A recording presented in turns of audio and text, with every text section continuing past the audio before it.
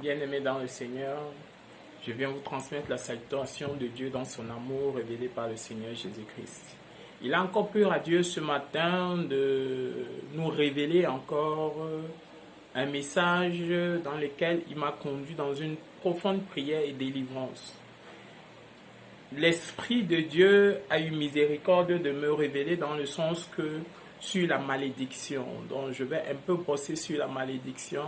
Il m'a révélé le système de prière, comment beaucoup des enfants de Dieu sont enfermés dans un système de malédiction. C'est sur ça que nous allons brosser un peu et que l'Éternel nous fasse du bien. Père, je viens te bénir, je viens te rendre grâce.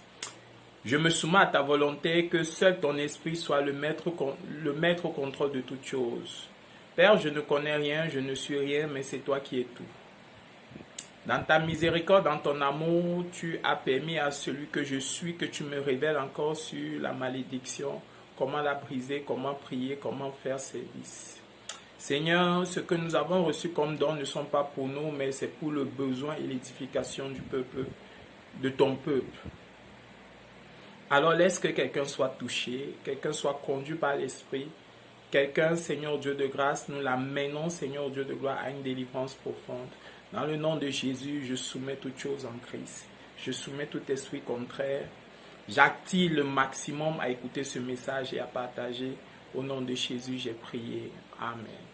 Aujourd'hui, comme je disais, je vais parler sur la malédiction. J'ai préparé un message pour parler sur la malédiction. Parce qu'il a plu à Dieu, comme je disais tantôt, que nous brossons sur la malédiction. Nous brossons sur la malédiction, pourquoi? Parce que beaucoup des enfants de Dieu subissent la malédiction sans se rendre compte. Beaucoup des enfants de Dieu vivent dans la malédiction sans se rendre compte. Beaucoup des enfants de Dieu marchent dans la malédiction sans se rendre compte. Les conséquences sont que ils servent Dieu, ils aiment Dieu. Il essaye de... En fait, même pas il essaye, il pratique ce que Dieu demande, mais se rend compte qu'il est bloqué à un moment. Se rend compte que la malédiction l'a arrêté, l'a enchaîné. Il est vrai que beaucoup me diront, mais attends, il y a une chose que je ne comprends pas. La Bible dit que Christ a fait malédiction sur nous. Ça, c'est vrai. Colossiens 2, 14 le dit si bien. Oh, j'aime cette partie-là de la Bible. Parce que sans la Bible, nous ne sommes rien. Et avec elle, nous découvrons des merveilles de l'Éternel. Colossiens 2, 14 dit ceci.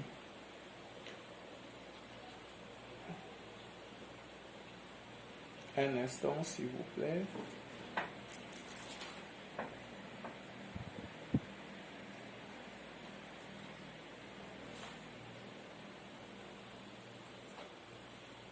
Je trouve le verset, excusez-moi. Colossiens 2, 14.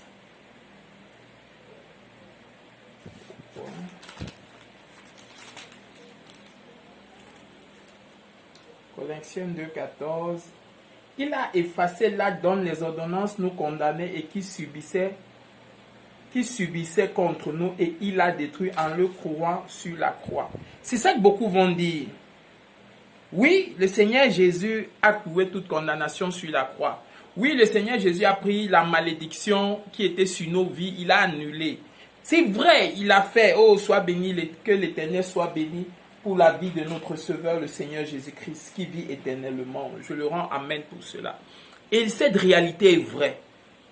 Mais nous devons aussi nous demander aussi une autre réalité, c'est ceci.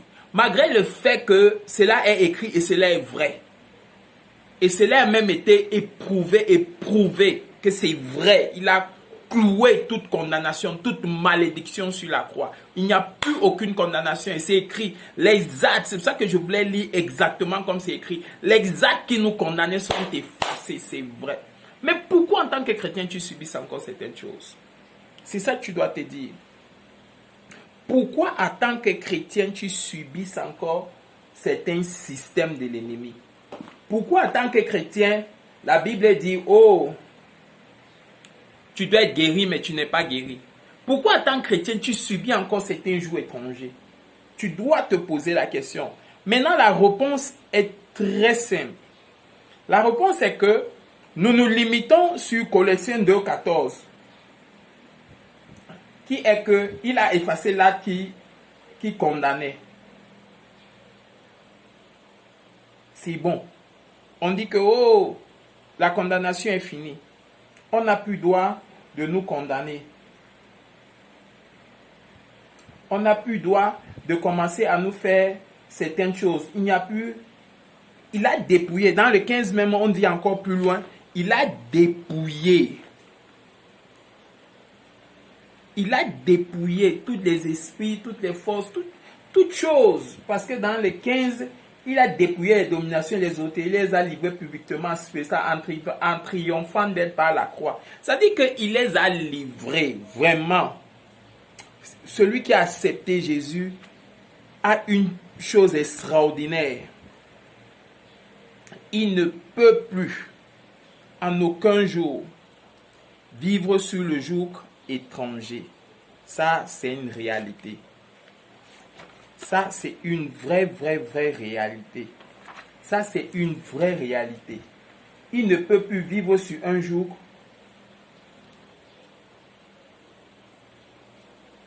Il ne peut plus vivre sur un joug étranger. C'est ce que la Bible nous dit. Au grand jamais, on ne peut plus. Mais il y a une chose que nous ignorons, c'est que quand nous lisons la Bible,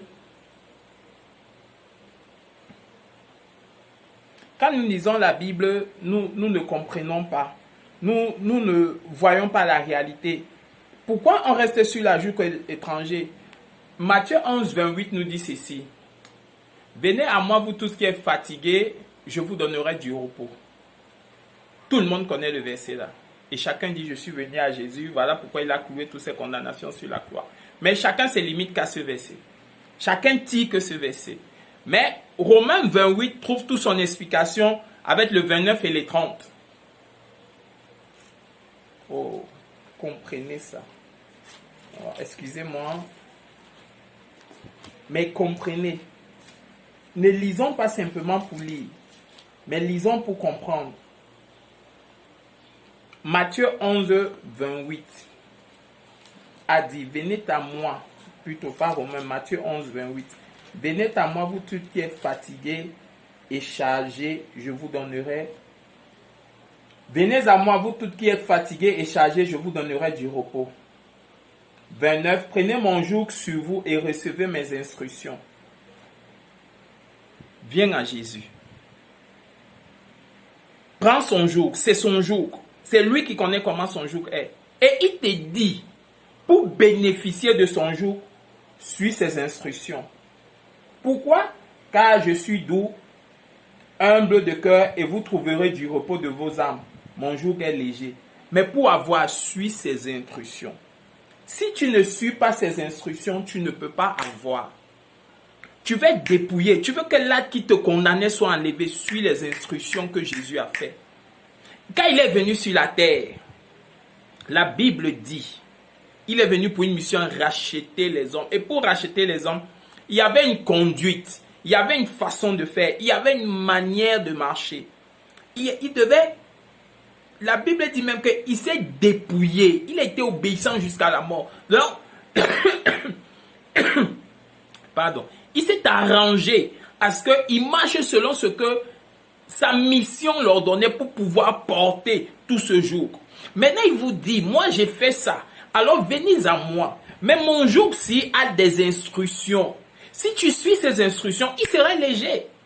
C'est logique. Celui qui a construit son téléphone te dira que si tu l'utilises comme ça, voilà comment il va être. Il va bien te bénéficier. Tu veux profiter de ça, fais ceci. Celui qui veut faire quelque chose a un sacrifice à faire. Doit comprendre même pour comment cette chose marche. Chaque chose qu'on nous achète, on écrit une notice. Pour que tu comprennes le fonctionnement de ça. Mais nous, dans la foi, dans la marche chrétienne, nous ne voulons plus les notices. Nous ne voulons plus les instructions.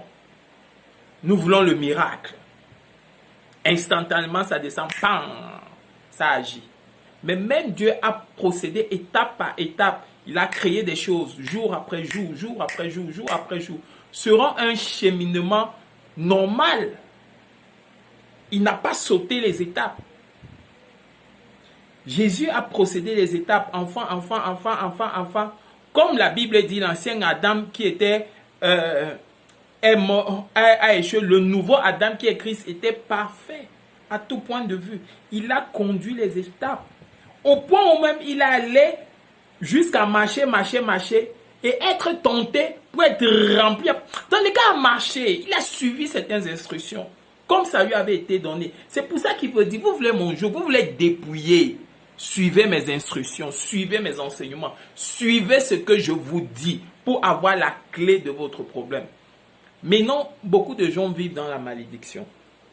La Bible nous dit que dans le livre de Genèse, ça a commencé par la malédiction. Quand Dieu a maudit la terre, maintenant il a donné les instructions comment faire pour annuler cette malédiction. Nous tous, nous vivons dans les différentes malédictions. Nous tous, nous croyons en Dieu, mais il y a différents maux, il y a différents fléaux qui s'organisent à nous nuire. Et chacun a sa dimension. Pourquoi? Parce que tout le monde croit que c'est facile. J'ai accepté Jésus, point barre, je ne travaille plus. J'ai fait telle chose, point barre, je ne fais plus. Ça n'a jamais été ainsi. Jésus est né. Il est mort, il est ressuscité, il travaille toujours. Il se sacrifie toujours. Parce qu'il sait que cette chose-là, la Bible dit même que c'est les douleurs de l'enfantement. Une femme qui enfante est toujours en contraction. Ça lui fait toujours des douleurs jusqu'à ce que l'enfant ne naisse. Jusqu'à ce que tu as tes choses, logiquement, tu dois bosser, travailler avec force et dureté. Et c'est ça qu'il nous démontre. Dans ces systèmes-là, il a dit, nous avons été maudits. Et à cause de cette malédiction, nous subissons des jours. Et à cause de cette malédiction, nous vivons des conséquences. À cause de cette malédiction, il y a des choses qui nous influencent. À cause de cette malédiction, tu es là, tu ne sais pas ce que tes parents, des choses ont été faites. Tu entres dans une terre, elle a été maudite. Tu entres dans tel lieu, ça a été maudit. Tu viens, tu sors d'un pays, il a été déjà maudit. Il y a une malédiction que les gens subissent depuis des générations en génération. C'est facile à comprendre. Hein? Il y a des malédictions qui enchaînent des gens. Et à cause de cette malédiction-là, toutes tes voies sont fermées. Tu ne sais pas pourquoi tu subis certaines choses. Mais béni soit l'Éternel. Il a donné les clés pour que nous puissions sortir des différentes malédictions qui ont été faites. Nous puissions briser des différentes malédictions qui ont été données. Mais pour que tu puisses sortir de ces différentes malédictions, pour que ta délivrance soit totale, pas à moitié. Écoutez, pour que les gens mangent l'agneau au niveau de la Pâque, Dieu disait qu'il faut qu'on la mange complète. Pour qu'il n'y a pas une délivrance que tu dis que oui, Dieu m'a délivré, mais il y a encore telle chose qui reste. Ce n'est pas la délivrance de l'Éternel que je connais. Il n'y a pas quelqu'un qui me dit que, oh, Dieu m'a délivré ici, mais il y a... Non, ça, ce n'est pas le Dieu que je connais. Le Dieu que je connais a dit, mes bénédictions ne coûtent aucun chagrin. Mais pour que ça arrive, suis mes instructions. Arrange-toi que tu as suivi mes instructions. Si ça n'arrive pas, c'est que tu n'as pas suivi les instructions. Ne t'en prends pas à Dieu, condamne-toi toi-même. Est-ce que quelqu'un est avec moi? C'est pour cela qu'il a demandé qu'il faut qu'on explique.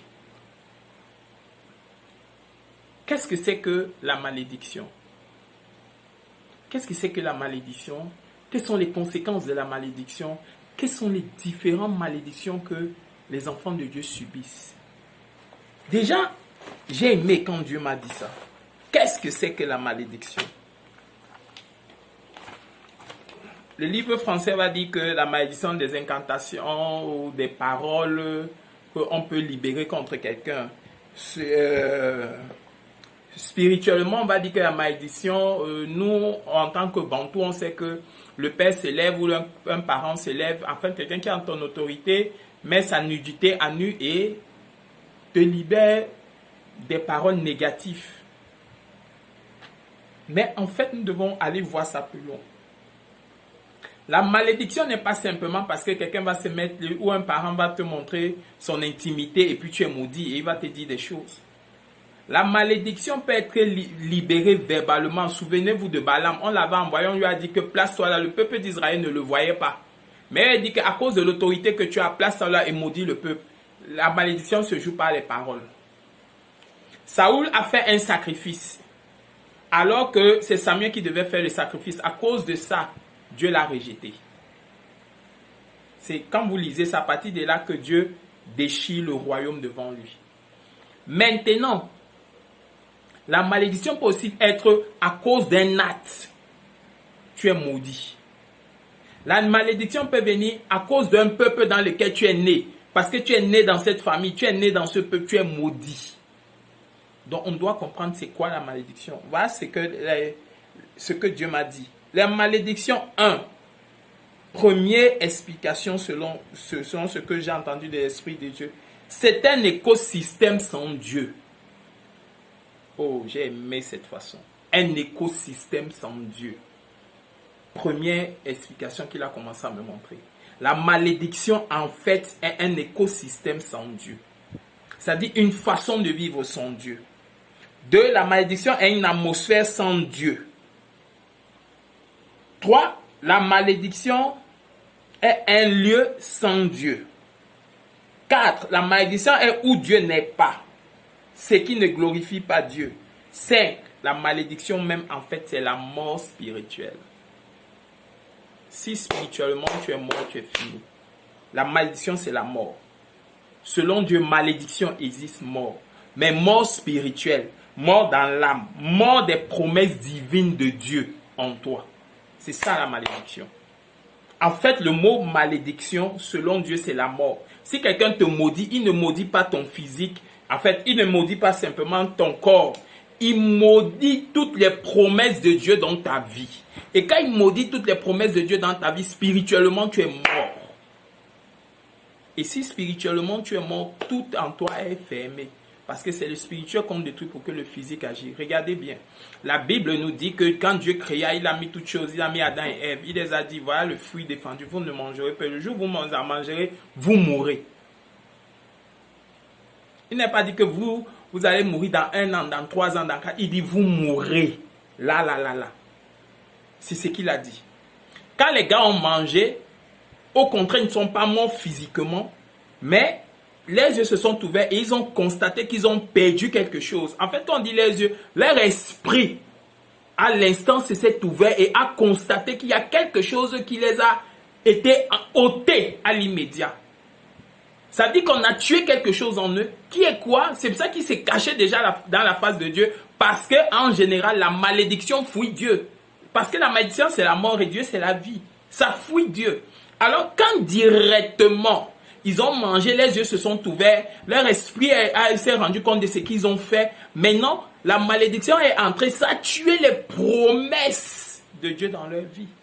Voilà pourquoi Dieu pouvait leur dire, à cause de ça, la terre, voilà comment toi, la femme, tu souffres, voilà ce qui va arriver. Parce que les promesses de Dieu qui étaient dans vos vies sont mortes. Alors, il fallait un autre processus pour ramener la promesse. Voilà pourquoi Jésus devait venir pour racheter. Et quand Jésus a racheté, il y a une conduite. Donc, vous devez comprendre qu'est-ce que c'est que la malédiction, la mort des promesses de Dieu dans nos vies. La malédiction est une mort spirituelle. La mort des promesses de Dieu dans nos vies.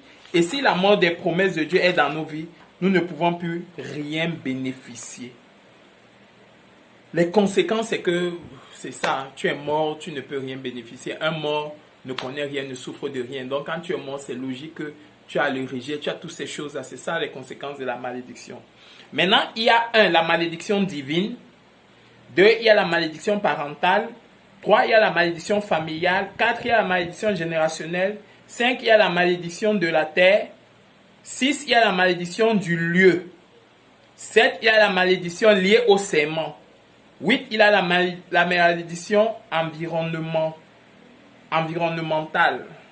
Ça, c'est les différentes malédictions que Dieu m'a révélées. Peut-être vous en relevez d'autres, mais c'est sur ça qu'il m'a relevé. La malédiction divine, c'est quoi? La Bible dit que, voici, je vous mets devant toi la vie et la mort. Mais je te conseille, choisis la vie. Maintenant, qu'est-ce que Dieu veut dire par là?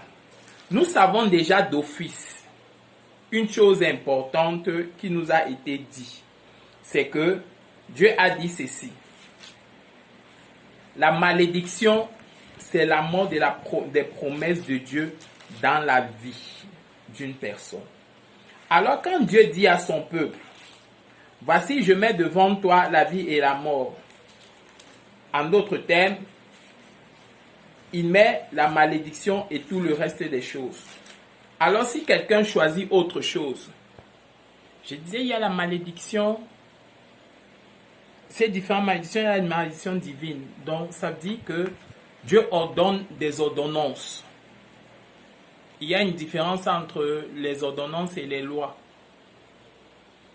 C'est ce que nous on appelle loi, mais les lois de Dieu sont immuables. Ça dit que ça ne peut pas être changé. Les lois de Dieu sont comme on dit, le soleil va s'élever. Même si tu pries pas, le soleil va s'élever. Les lois de Dieu sont comme, il dit, telle chose là, c'est ça, c'est une loi. Maintenant, il y a les ordonnances qui nous ont dit. Ça dit que tu peux le faire comme tu ne peux pas le faire. Dieu ne t'oblige pas. Mais si tu ne le fais pas, voilà ce qui peut t'arriver. Alors sur ça, Dieu a mis comme un sceau. Que celui qui n'obéit pas à certains de ces règlements, ce sont les malédictions qu'il reçoit. Parce que dans ces choses-là, comme on a dit, la malédiction c'est un écosystème sans Dieu. La malédiction est la mort des promesses de Dieu. Alors pour que la malédiction agisse sur toi, c'est que tu dois être en train de baigner dans un lieu où il n'y a plus Dieu. Dieu n'agit pas dans cet écho. Dieu n'agit plus là-bas. Et comme Dieu n'agit plus là-bas, les promesses de Dieu dans sa vie n'ont plus la source et vont mourir. Et s'il meurt, c'est fini pour toi. C'est pour ça que Dieu nous dit dans Deutéronome 28,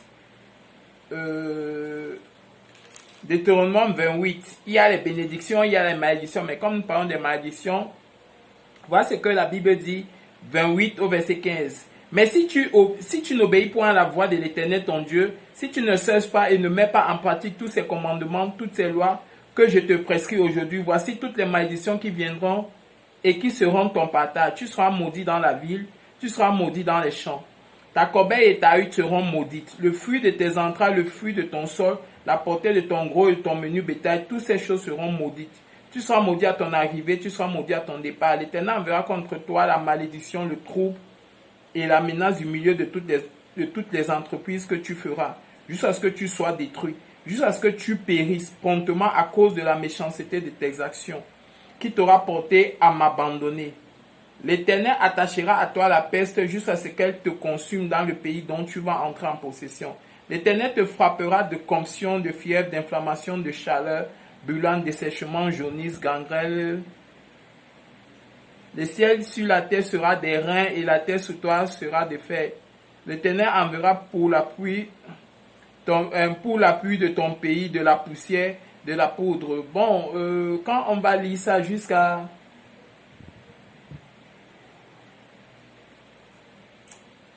Tu verras. À partir du verset 15, j'aime pas... À partir du verset 15 jusqu'au verset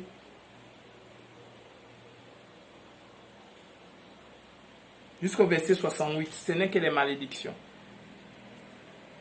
Mais non, si les gens disent, ah, mais nous ne sommes plus sur cette loi, la Bible dit que Jésus a dit, je ne suis pas venu pour abolir les lois, mais pour les accomplir. En d'autres termes, je les arrange pour vous montrer comment vous devez agir dans ça. Écoutez, nous avons la grâce. Cette grâce ne nous donne pas le quitus d'office de nous sortir de certaines choses. La malédiction de Dieu est réelle. Tu n'obéis pas à ses principes, tu es maudit. Galates 5, 22 dit, nous a expliqué, c'est la même malédiction, mais sur une autre forme encore plus profonde.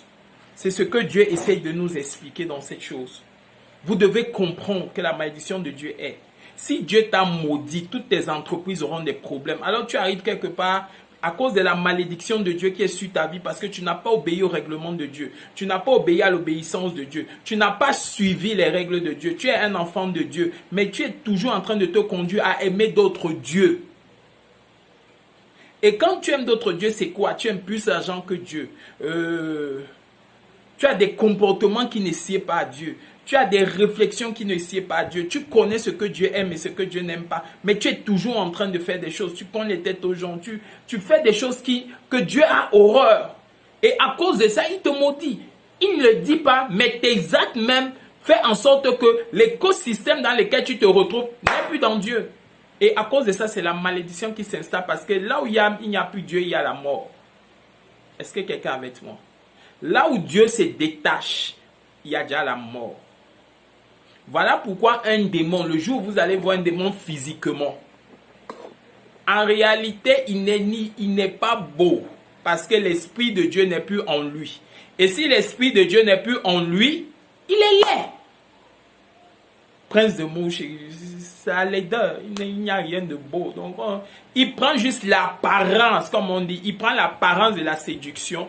Mais son fond est laid et son visage est laid. Si on te montre même ce qu'on appelle les esprits succubes ou incubes, tu vois une laideur. Aucun démon n'est beau. Ils sont tous laids, méprisables. C'est pour ça que quand ils voient l'être humain, ils ne laissent pas. Maintenant, c'est ça où se renferme la malédiction de Dieu. Sur les ordonnances qu'il a données à ses enfants, sur les prescriptions qu'il a données à ses enfants. Obéissez à ces prescriptions. Parce que quand vous quittez à ces prescriptions, en fait, vous quittez de ma présence. Quand vous quittez de ma présence, il y a un autre écosystème dans lequel vous allez et je ne suis plus là. C'est comme quelqu'un qu'on a tracé toute une voie, il est en voiture. On a tracé toute une voie, c'est bien goudronné, c'est allumé, il est en train de rouler, il arrive dans un carrefour. L'autre, c'est un sentier de champ. Il n'y a même pas de lumière, il décide d'aller de là-bas. Si sa voiture cale, coince, c'est qu'il n'en voudra qu'à lui-même. Parce qu'il a choisi d'autres sentiers dans lesquels voici un sentier éclairé. Est-ce que quelqu'un est avec moi? Quand tu quittes de l'écosystème de Dieu, quand tu fais un acte et tu commences à te baigner dans l'acte là, ça veut dire que si tu acceptes l'impudicité, tu entres dans l'impudicité, tu vis l'impudicité, tu manges ça, tu n'es plus dans l'écosystème de Dieu.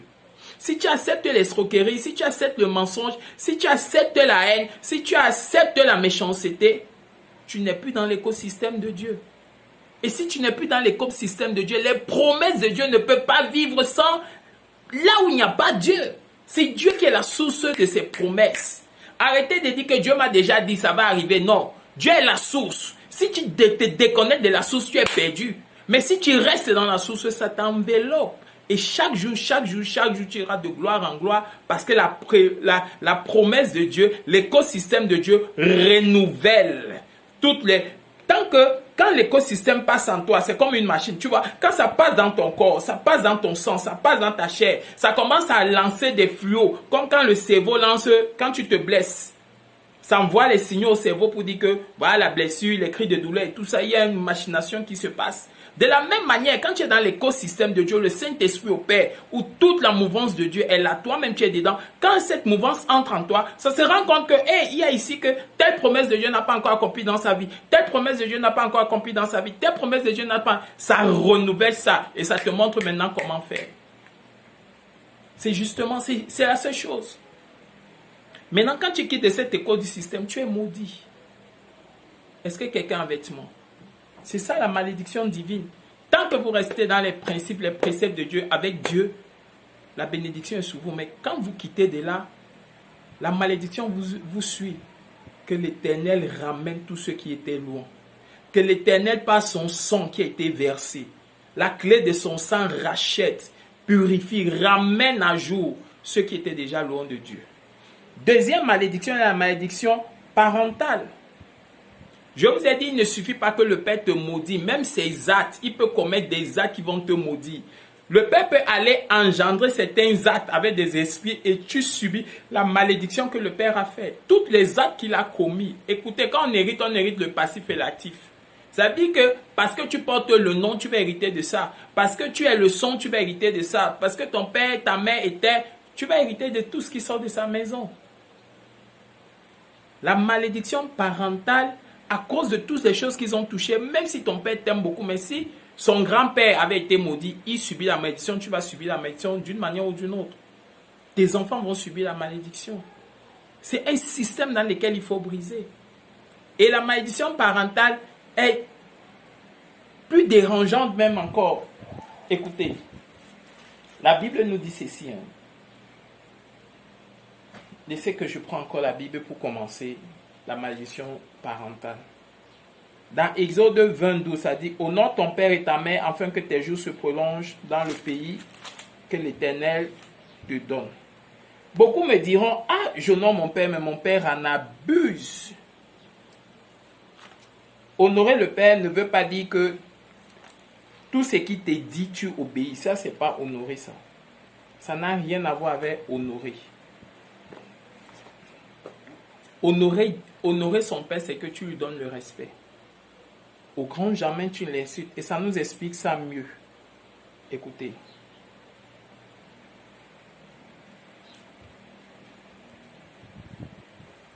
Ça nous explique ça mieux.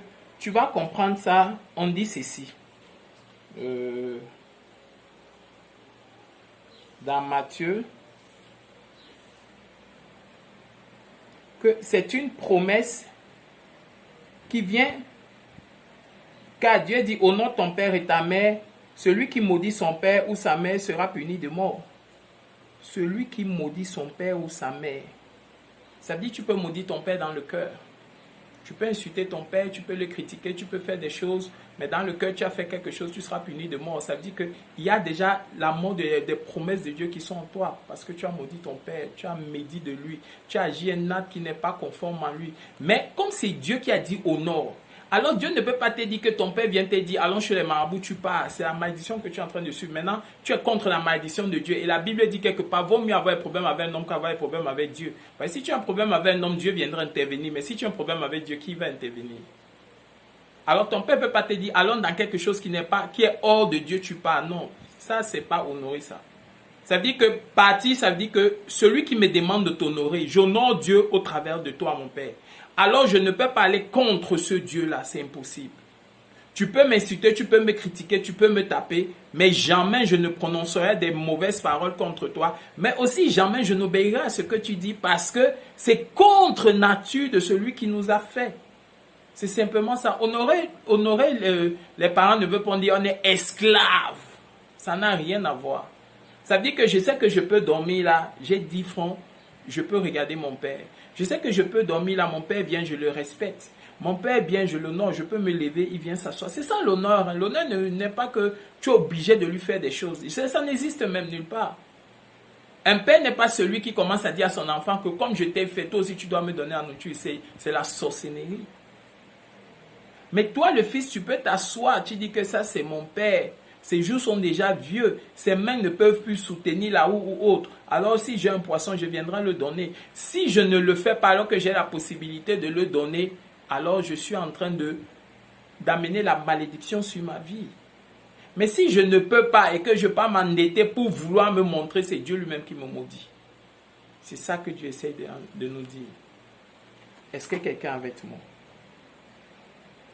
Éphésiens 6, Dieu dit, honore ton père et ta mère, c'est un premier commandement avec promesse, afin que tu sois heureux et que tu vives sur la terre. Et vous, pères, n'héritez pas vos enfants, mais élevez-les à les corrigeant, à les instruisant selon le Seigneur. Donc, ça, c'est tout pour nous dire que c'est d'abord Dieu. Et c'est quand tu honores Dieu que tu connais ses règles. Le père ne peut pas t'obliger à faire des choses ou ton parent t'oblige à faire des choses que tu ne fais pas. Comme j'entends, les mères obligent les filles à sortir avec des hommes ou des... Je ne sais pas moi ça. C'est hors Dieu. D'abord, il y a les règles de Dieu qui sont en haut. Et ton père vient en bas. En fait, tes parents, celui qui est supposé être ton parent, vient en bas. Pas au-dessus, pas en bas, mais en bas. Tu obéis à Dieu en l'obéissant. Ton parent ne peut pas te dire, pousse homme si parce qu'il a l'argent. Si tu ne pousses pas, moi je te maudis. Ça n'aura pas d'effet. Parce que Dieu est contre ça. Si je pars là-bas, c'est Dieu même qui me maudit. Et les réalités de ce que c'est que quand on est déjà hors des préceptes de Dieu, on subit déjà la malédiction. Et un parent qui a des têtes logiques, un parent qui dit que je contrôlerai mon enfant, il est dans le mariage, tu es là tous les jours, c'est la malédiction. Si toi-même l'enfant, tu acceptes ça, c'est la malédiction. Est-ce que quelqu'un est avec moi?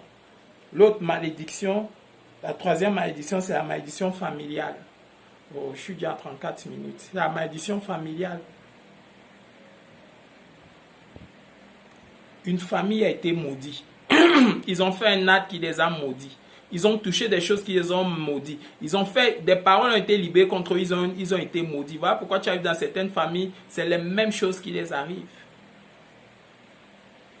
Les enfants n'accouchent pas, les enfants ne se marient pas. C'est le même système qui fait que descendre. C'est une malédiction familiale, ça englobe la famille. Ils ont une même façon de vivre. Il y a un même système qui les environne. Ça veut dire que dans leur écosystème, il y a une défaillance quelque part. Et à cause de ça, cette famille a été maudite. Elle est hors les lois des prescripts de Dieu. Et le diable est en train d'agir dans cette famille. Il faut briser la malédiction, c'est important.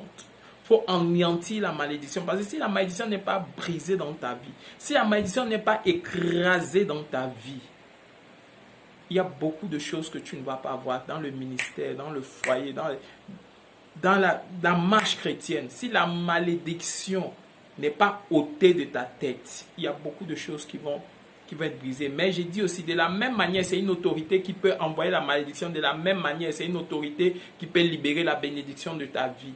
Et béni soit l'Éternel qu'il a libéré ses oins pour libérer la bénédiction, non la malédiction.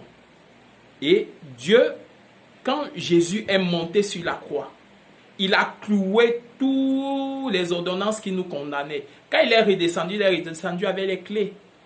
Et ces clés-là, on dit que notre peuple mérite faute de connaissance. Pourquoi? Parce que nous tous, on croyait qu'on profite de ça comme ça. Ça n'a rien à voir comme ça. Ça veut dire que Jésus est descendu avec les clés. Il dit, tu veux la guérison, voici la clé de la guérison. Tu veux la richesse, voici les clés de la richesse. Tu veux tel, voici les clés de ça.